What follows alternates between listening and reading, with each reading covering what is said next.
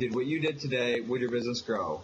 And Luke said the exact same thing there, where literally, if you had to choose one success coach, whether it's going across the Vegas convention, whether it's going across regional, whether whoever, somebody on this call right now, would you choose yourself? If not, why not? Because we're literally in the attraction business. We're in the law of attraction business. You're going to attract more people like you. So why wouldn't you want to be the best? Why wouldn't you want to be the best you? All right, you don't have to compare yourself, because literally, if you compare, for example, a monkey, all right, with its ability how to swim. Okay, if you compare a monkey with its ability how to swim, okay, and call it whether a genius or call it whether it's an idiot, okay, then you're not going to be, I can't remember the exact quote there, kind of had a brain fart on that one, but literally, we all compare ourselves to other things, but compare yourself to your own self. Everybody is a genius. You just have to figure out what your genius is, but become your best selves within this business. Because it's just so fragile. It's just so fragile. You don't know who you're going to be able to kind of reach out and touch. Sounds like, there we go. Alright, so, Detox webinar, if you guys weren't on it, he actually did have a recording, and it literally is the science behind the way we speak. Behind the way we speak of, the introduction. Honestly, I actually wrote this down. The setting, the rising action, the climax, the falling action, the resolution. Alright, it literally is the reason why, stories are so effective. Every single movie has the setting. It has the rising action. It has the climax, the falling action, and then the resolution. Every single impacting story, whether it's fiction, nonfiction, they include the same thing. So why not do the same thing for your presentation? Why not master your presentation? Be able to give it, allow somebody to fully understand what we have going on. So if they don't fully understand it, then why would they want to become part of your organization? Because that's our job, is to give people better understanding and to educate them what we have going on. If it's for them, great. If not, hey, it's okay. We just educated them and give them a better understanding. We weren't trying to just recruit people. If you do that, you're going to get, amateur results. And I know everybody on here literally has the potential.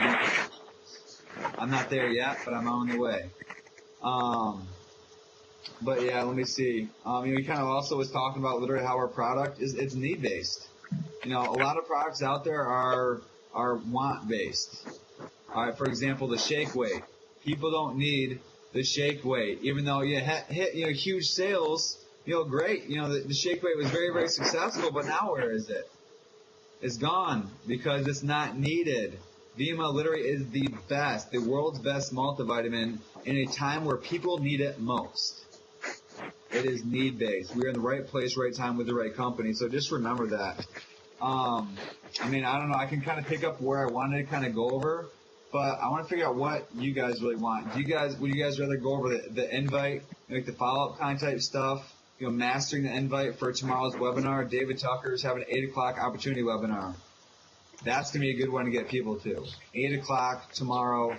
David Tucker is getting on, doing it in the exact same way he just explained the science of. That's going to be a good one for all ages, honestly. So I know Kelly Bart's too.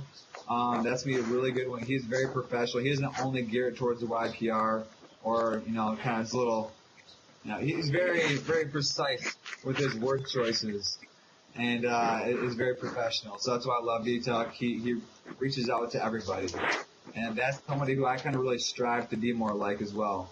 Makai, I kind of saw you had a little something looked like you want to add. I was going to say we should go over the follow-up process just because, we've been doing the invite process for 11 days straight.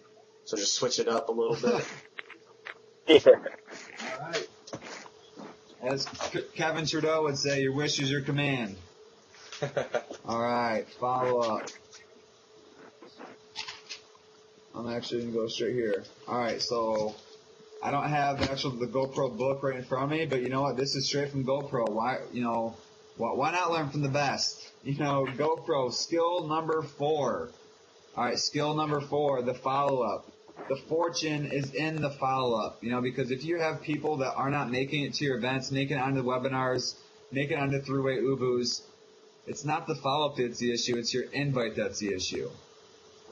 All right. If you're having, people that they're not interested at all, they don't even want to get followed up with because they don't want to hear more about it. All right. The issue is with the exposure, the presentation.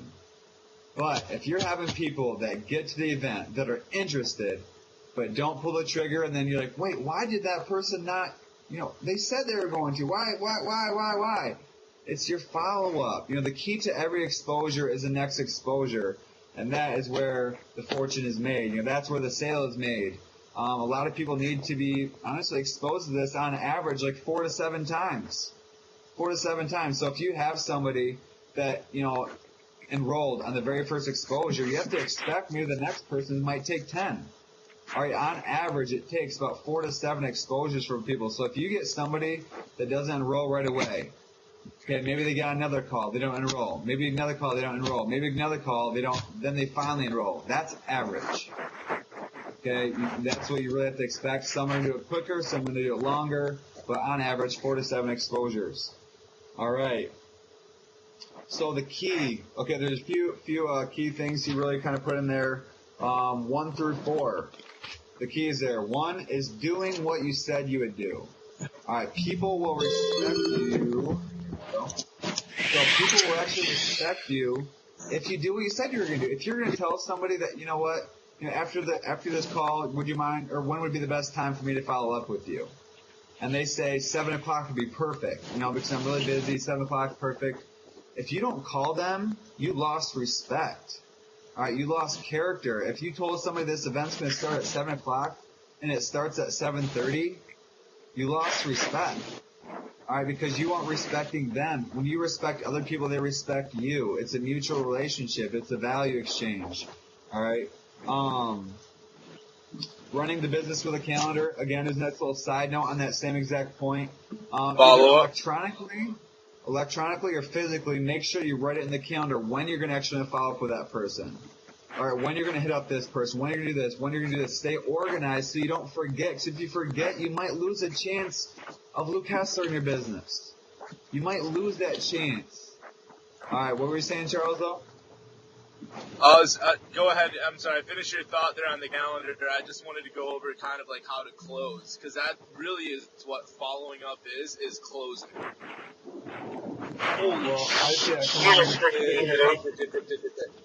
Sorry, guys. I just hit like a 2 or 3 foot puddle. It's a good thing that I was slowing down. But Dave, can you hear me? Okay. Yeah. Yep. Ben's issues. All right. I'm in the danger zone right now. Sorry about the language. I'm trying to drive and stay close to you guys while it's pouring rain outside. But we made it. We're home and I'm pulling in the driveway. So with that being said, you guys, like the follow up is honestly something that, dude, it's like Jim Rohn. That's the 4. But you can follow up with someone all you want and you want the actual, until you ask them to, okay, whether or not that's a customer or an affiliate, until you say, hey man, the next step would be to get you started, based upon everything that's going on with intelligence you've taken from them, whether or not that be, a physical. Can you hear me okay, by the way, Dave? It slows down, then it speeds up, it slows down. Just head inside. Okay. I'm going to kind of finish these few points here. Because I want to. Yeah, let me finish that thought in 2 seconds because I want to add to that. In 2 seconds. I don't know if he's on. All right, number 2. Okay, so we said number 1, doing what you said you would do. Number 2, we're keeping the flow going. The only reason for the exposure is the next exposure. What I just got done saying, actually, educate them. Our job is to educate and give them a better understanding, not to just enroll. Reiterating that. That's why you cannot get emotionally attached emotionally attach yourself to an outcome, because all you do is educate someone.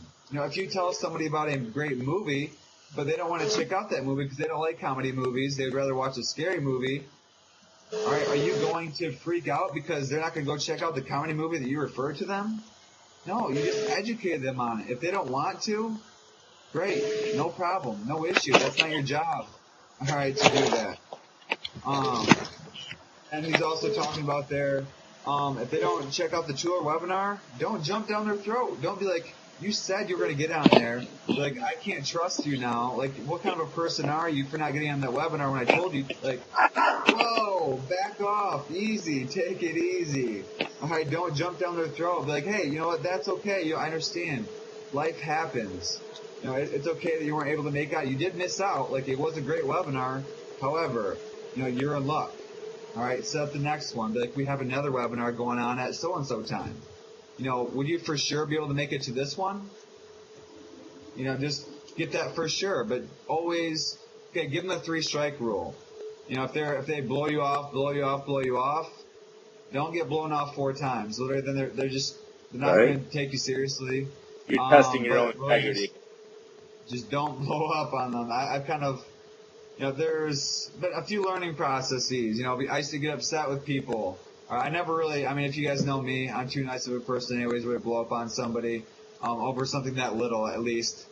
Get me on the flag football field and give me a shove, and that's a different story. But, yeah, don't blow up on people. All right, let them set it up, you follow up. They set it up, you follow up. They set it up, you follow up.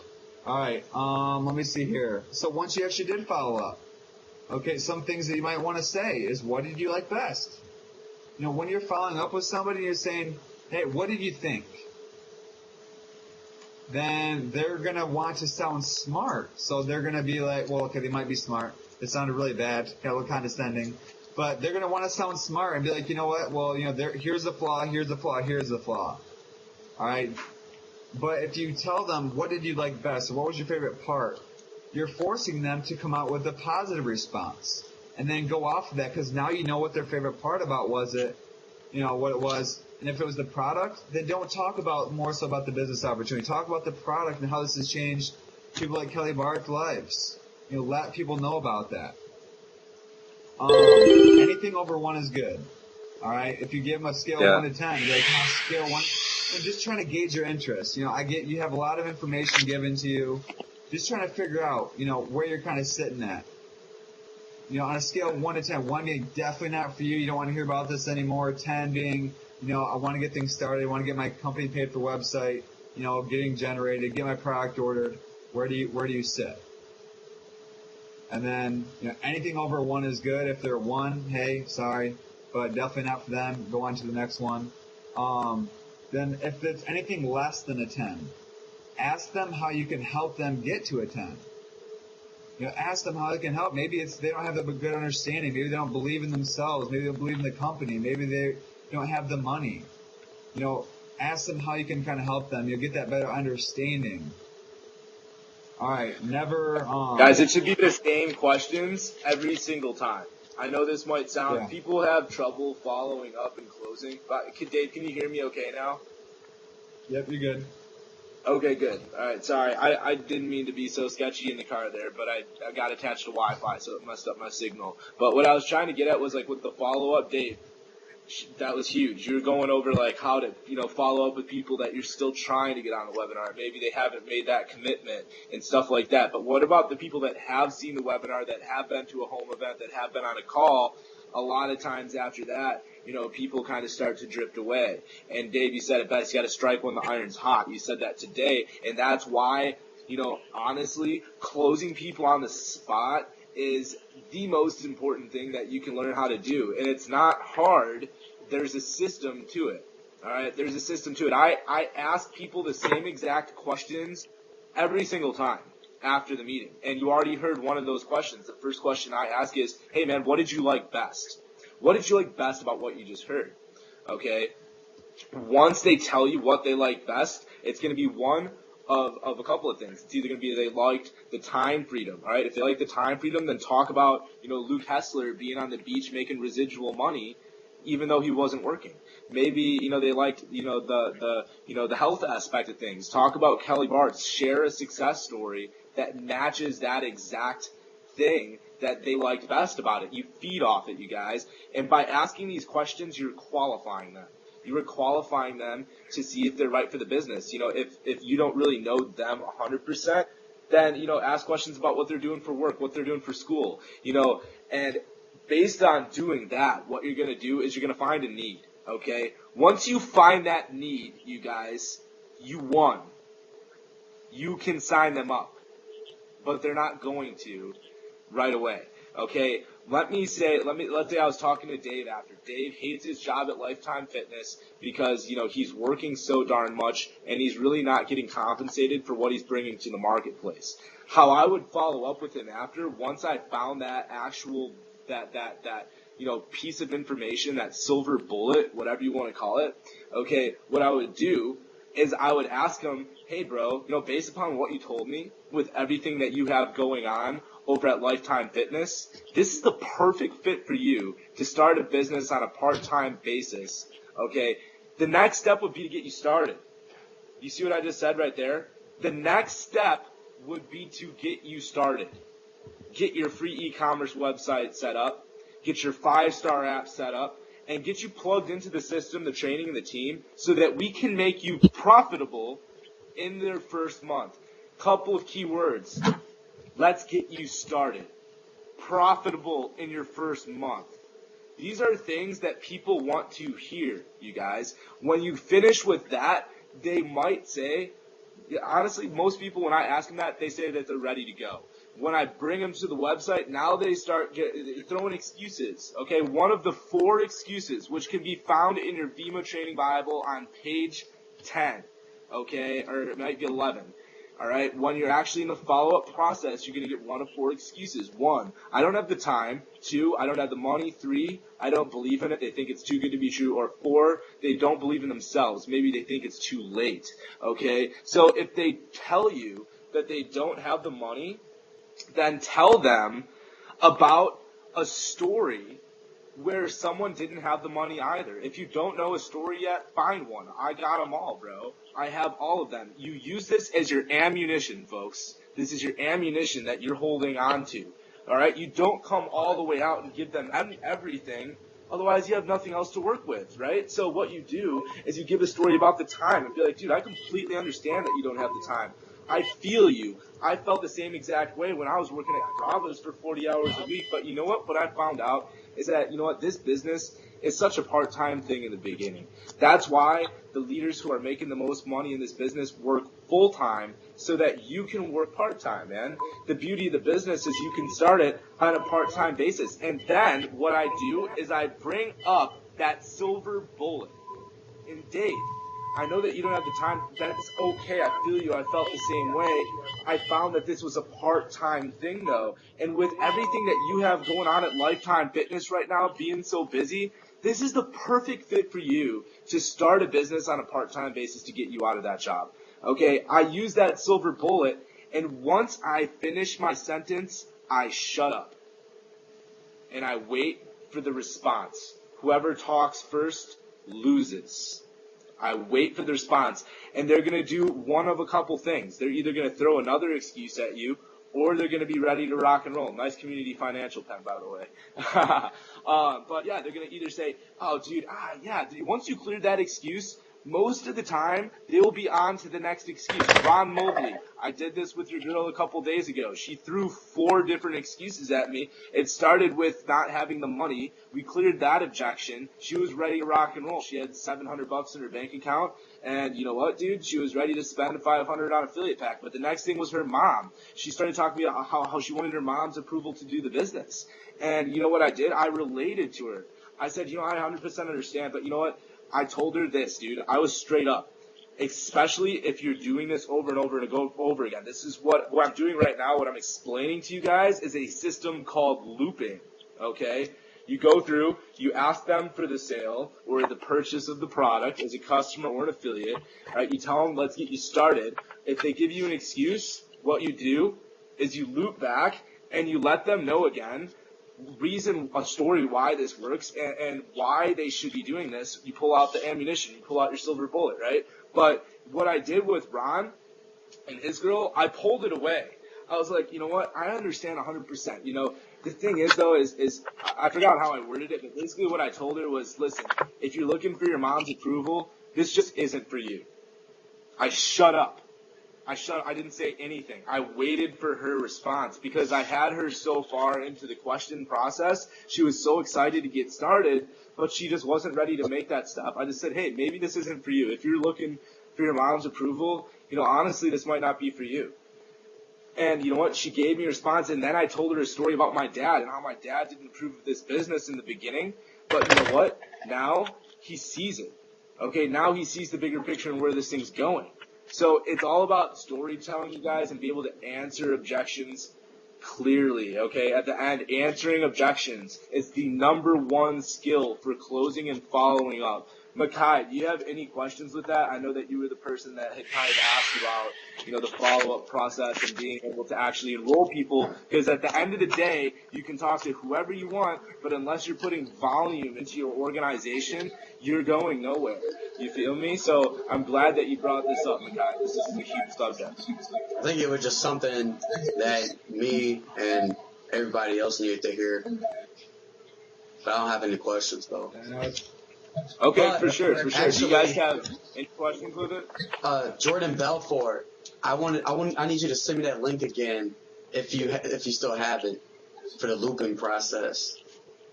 Okay, yeah, absolutely. And I mean, that's a 12-hour audio CD, or maybe it's like 8 hours or something like that. It's very, very long, but if you get good at it, dude, then it's phenomenal stuff, man. You can become that much more effective in actually, honestly getting people to buy. So, I have a lot of people that throw out excuses and then they just kind of dwindle into outer space. So it's a good skill to have. What you want to do, basically, Makai, is just search for straight line persuasion on, you search for a torrent. uTorrent? You get a uTorrent. You just search for Jordan Belfort, straight line persuasion, uTorrent, and it'll pull up for you. If you have any questions with that, we can get at you later. But, yeah, man, that's all I kind of had to share. Does anyone have any questions with closing and kind of, actually getting people to move forward with the business and move forward with the opportunity? Because this is an art form, and I can talk about it, but it's something that's going to come through experience. But the main thing that I'm trying to get across here is there's almost an objection 100% of the time.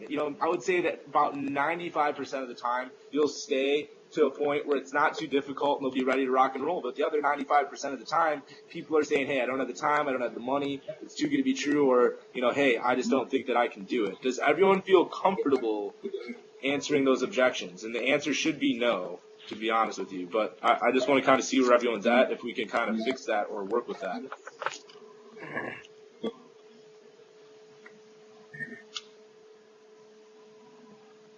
Anyone? Actually, Charles, I do have a question. Because I have ran into the thing where I've gotten that, sounds too good to be true, whatever. Then I'll give them examples, including you, Charles, Luke Hessler. Then they'll say something like, yeah, they're making good money, but how do you know that's real? Like, really skeptical? Like, how do you know Vima's just not paying them like that just to promote like that kind of thing? Okay. Well, first things first is, what you can do is if they say, okay, well, they're making money, but, maybe they're just paid actors. Maybe Alex Morton is paid to go on to, YouTube and make nice videos, which is absolutely absurd. I met that kid when he was making, way less money than he is now. But what you would do, dude, is you would relate with him. David Cole did it on the call with you guys. It's something that we could all learn for our interpersonal communication skills as well. It's feel, felt, found. Okay, write that down. Feel, felt, found. When someone used to tell me this was too good to be true, you know how I used to react? I used to go up to them and say, you think this is too good to be true, bro? Do you know that this is the official energy drink of the Phoenix Suns? It's been put on Dr. Oz's show 3 times. It's been the official energy drink of the Coyotes, Mercury. We have this on Chris Powell. I would unload on them and make them feel stupid. Exactly what you do not want to do, because if you win the argument, you've lost. You've lost either way. The second you try to argue or contradict with someone, you've already lost the battle, because if you win, you've proved them wrong. When you've proved them wrong, you have lost because they feel stupid. And they're either going to argue with you more, find something else to, piss you off and fuel you up, And it just turns into a bunch of BS. So the best way to go about any kind of controversy, any kind of skepticism, any kind of rebuttal, if you will, would be the feel, felt, found method. Be like, okay, you sit there and you become an avid listener. Open your ears. Just shake your head, nod your head. Okay, smile a little bit, crack a smile, and be like, dude, I understand exactly where you're coming from, bro. When they say that, you want to lower your tonality. You just want to be like, dude, I understand, man, because I actually, I feel you 100% because I actually felt the same exact way when I first started this business. I don't care if you did or not. You felt the same way as them. If you don't feel comfortable with saying that, then don't. But, dude, if you really want to relate with people, you let them know that you were skeptical just like them. You let them know that you were skeptical because you thought that, people were paid a salary at FEMA to go out there and professionally act. But, what I found was that Charles Ashton, dude, used to be this person. I know him personally. In fact, I can get him on the phone now, and, we can look at his timeline history, and you can see on his Facebook that he's just a normal average guy. I would go through Alex Morton's timeline, show him, old stuff that the kid used to do. He used to be a frat star, bro. There's pictures of him drinking his face off with friends. Maybe you want to do something like that, or, be like, dude, I am such close friends with this guy. Ron, you want to, dude, when you're on the phone, you don't call me your upline. You don't call me, some kind of like manager, dude. I'm your best fucking friend. Excuse my French, dude. But that's how you want to edify. If there's someone that's, close to you and they know your friend group, they'd be like, dude, this is one of my good friends, Charles. Okay, we're not an upline. Because if you're a friend, what you're doing there is you're bringing in that sense of trust between you and me. All right, since you trust me and you're sharing with your friend that we have a trust between us two, and you're edifying me, they're going to now listen to what I have to say because it's a credibility triangle. At the bottom of that, at the top, okay, you have, at the bottom left, you have, your upline. At the bottom right, actually, that's not, never mind, that doesn't work. That's if you're going to a meeting or something like that. But you kind of get the point. You're building the trust and everything. Does that kind of help at all? Yeah, that definitely helps. Okay, awesome. Do you have any more questions?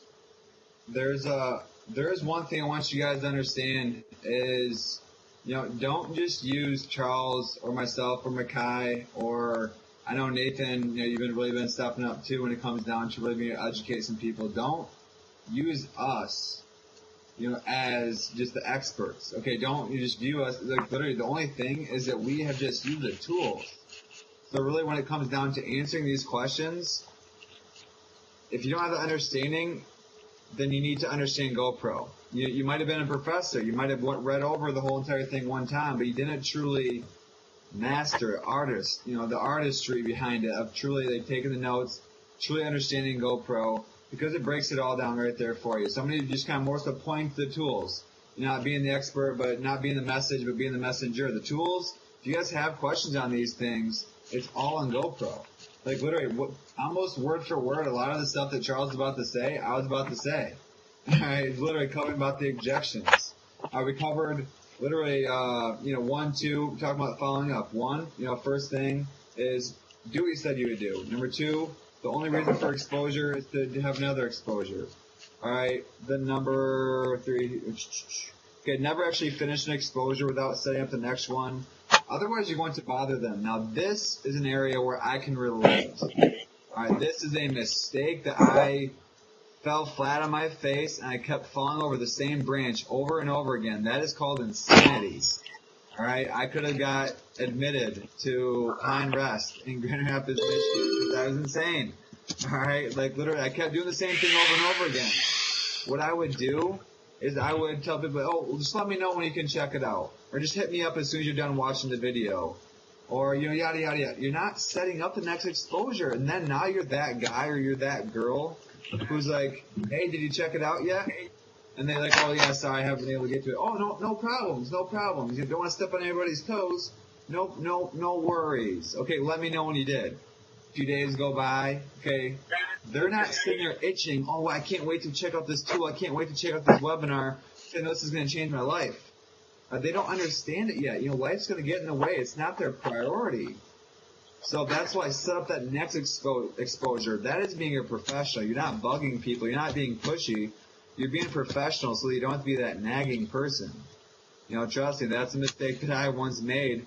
There's a few people that won't talk to me. Like, if I hit them up on Facebook, I can guarantee they're not going to reply back to me because it's like, hey, it's been a year. Have you checked out that video? Back when we were network marketing.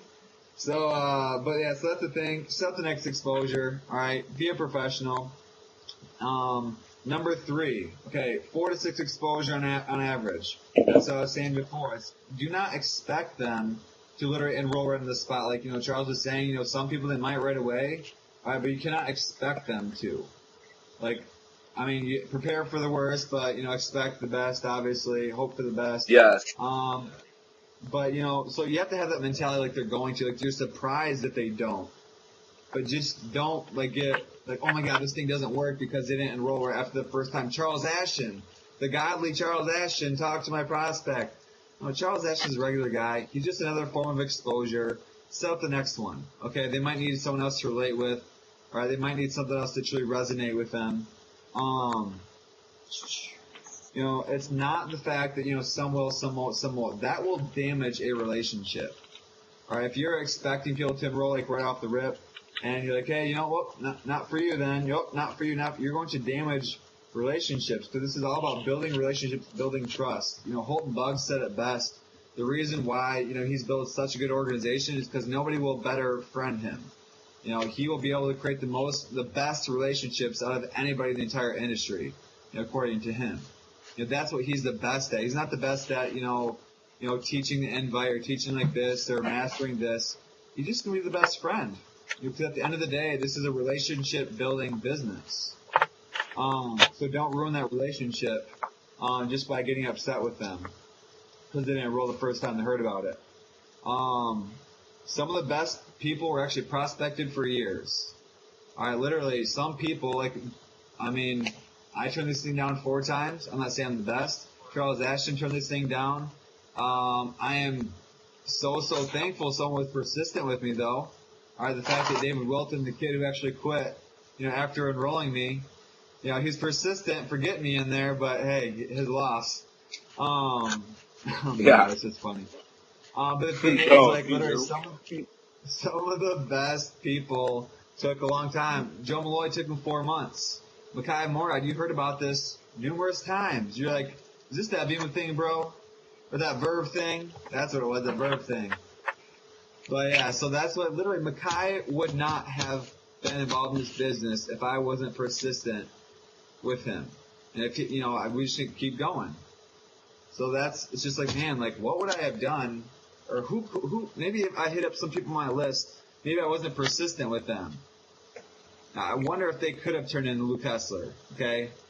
You don't want to have the what ifs. All right, don't regret. So don't suffer the pain of regret. Suffer the pain of discipline. Anyways, last one, number 4 here, is condense your exposures. Charles touched base on that one too.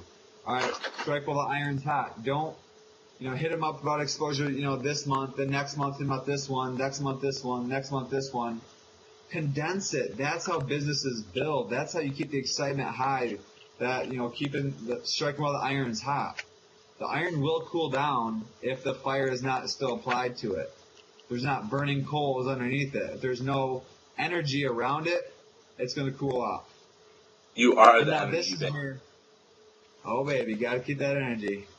But questions and objections, straight there from Eric Warre. Okay, now this is exactly what Charles was saying. We jumped the gun a little bit. It's okay though. But the thing is, if you come off defensive, okay, if someone gives you a question or objection, like they say, oh, it's a pyramid scheme, and you come off defensive, now that plants a seed of doubt in their mind. That is planting a seed of doubt. If you come off offensive, like you feel like you're offended, all right, now you're going to scare them away. You're either going to scare them away or you're going to plant a seed of doubt. So that's why the best thing you can do is feel, felt, found. Have the empathy. Like Charles said, if you win the argument, you're really lost. All right, because now they feel like they have lost. They feel like they have less value. That they don't have anything to really contribute to it. And they view you in a negative way because you beat them. All right, don't beat them, help them.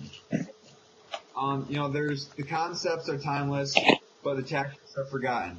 So the main thing with this is remember these main concepts. So remember to condense the exposures. Remember it's just going to take 4 to 6. Remember the fact, you need to do, what you said you would do and all these the main concepts, but not the actual tactics themselves. Those you can always learn, but the concepts are going to be timeless. All right, so they really narrowed down to a few key objections. One is limiting belief in themselves. They don't believe they can do it. They see Luke Hester getting up there, but like, Luke can do it. He was just a lucky guy. He has all these skill sets. I can't do it. Or number 2, limiting beliefs in network marketing. Like, oh, it's one of those things.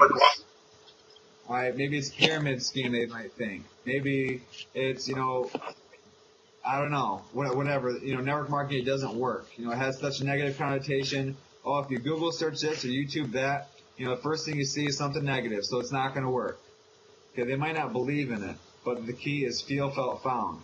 So what he says, if they said they don't have money right now, okay, don't be that guy who's like, well, do you spend money on Red Bull? Do you spend money on this? Are you spending money on this? Are you drinking? Are you smoking? Are you doing this? You have money.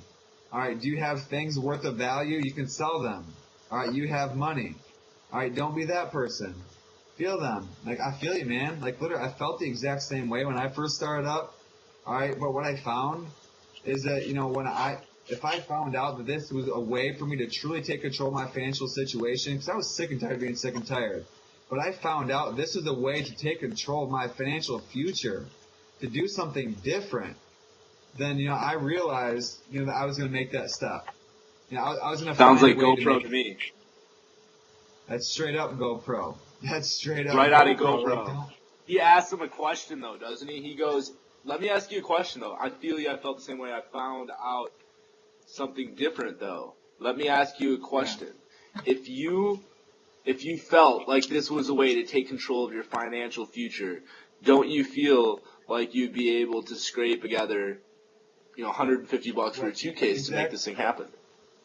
He says, if you know this is a way to take control of your financial future, would you find a way to make it happen? Stay quiet. Yep. Just stay quiet. Like, would you find a way to make it happen? If you knew this was a way to take control of your financial future, embed those words in your head.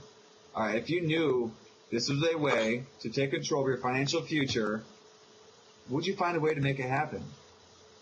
Like, I feel you, man. Money's an issue. But how long You're going to find that out gonna that be it's an not a issue? money issue, though. Right? Like, When you ask that question, dude, when you ask that question and they say, no, I don't think I'd be able to find a way to make it happen, it usually means that you didn't provide enough value. They don't feel like the business is valuable enough for them to invest their time and their money into it. That's why when I get the time and the money excuse, I feel like I could have done a better job presenting the business and the opportunity, because truly it comes down to a little bit more than time and money. It's more so just a belief in themselves or a belief in the company and the product. Yeah. And, Good night, guys. one thing... What? Good night, Kelly. Oh, good I night, gotta go to Kelly. bed. I'm running with Sarah in the morning at 7. Bye-bye. Oh, Oh, my have goodness. fun. Thank you so much for